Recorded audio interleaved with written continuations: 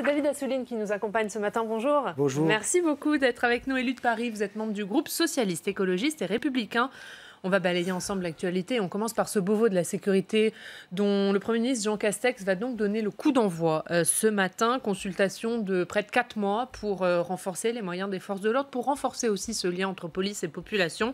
Il y a des parlementaires qui y sont associés, dont 2 sénateurs. Est-ce que vous dites que c'est la bonne méthode? Le gouvernement s'y prend bien sur le sujet? C'est bien qu'il y ait une mise à plat et un débat général avec les policiers, mais aussi avec la société, parce que c'est le cœur du sujet. On a besoin d'une police forte, forte par ses moyens, forte par ses valeurs, forte par son éthique, par son osmose avec la population. Il faut arrêter de considérer que ceux qui parlent le plus fort sur la question sont les vrais défenseurs de la sécurité de nos concitoyens, ou même les vrais défenseurs. Il y a par exemple la droite de notre pays est un peu disqualifiée sur ce sujet, parce que dans les 2 domaines où on voit qu'il y a eu un problème, d'abord les moyens, le nombre de policiers, de postes de policiers supprimés par Nicolas Sarkozy à l'époque, soutenu avec enthousiasme par la droite et par des parlementaires qui aujourd'hui sont encore ici au Sénat,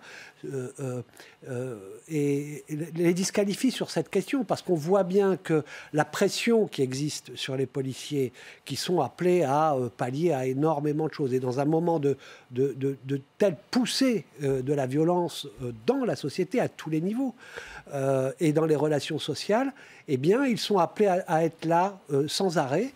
Et cette pression ne facilite pas le fait que le travail soit fait correctement.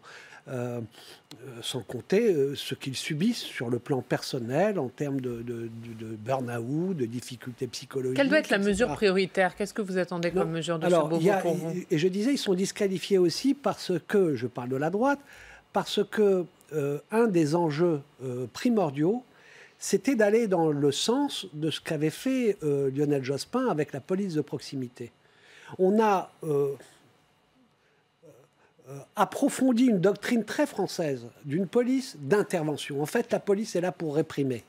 Or, dans d'autres pays, et la police doit absolument être là dans une présence rassurante, protectrice,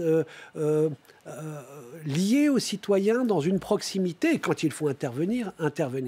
Et donc c'est une autre perception ensuite qu'il y a du rapport entre citoyens et policiers. Et l'enjeu quand même aussi, c'est de faire en sorte que ces dérapages qui ont lieu maintenant de façon importante, et on ne peut pas dire que ce sont que des phénomènes isolés dans la police, quand on voit, je pense que c'est lié à la doctrine même dans laquelle on les enferme pour, par exemple, le maintien de l'ordre dans les manifestations, etc. À chaque fois, on voit des vidéos de policiers qui font vraiment n'importe quoi. Là encore, un commissaire, il y a une enquête qui a été ouverte ce week-end, qui s'acharne sur un manifestant, on ne sait pas pourquoi.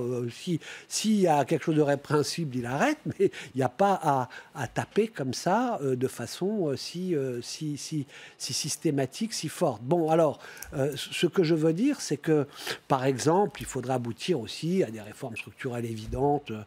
Il faut que l'IGPN, en gros, que le contrôle...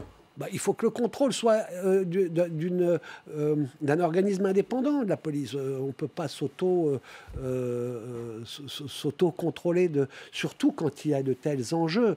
Donc voilà, j'ai envie de dire, il y en a assez de ceux qui enferment le débat. Si on dit un mot sur un dérapage, sur les contrôles aux faciès qui existent. Et heureusement que des répressions inconsidérées comme ce policier qui s'acharne sont filmées. Heureusement.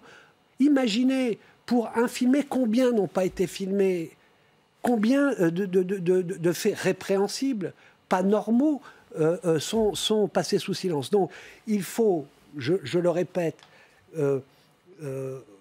être avec la police républicaine. Et c'est aussi un effort de formation, forte de sa formation, de ses moyens, de son éthique, de ses valeurs républicaines.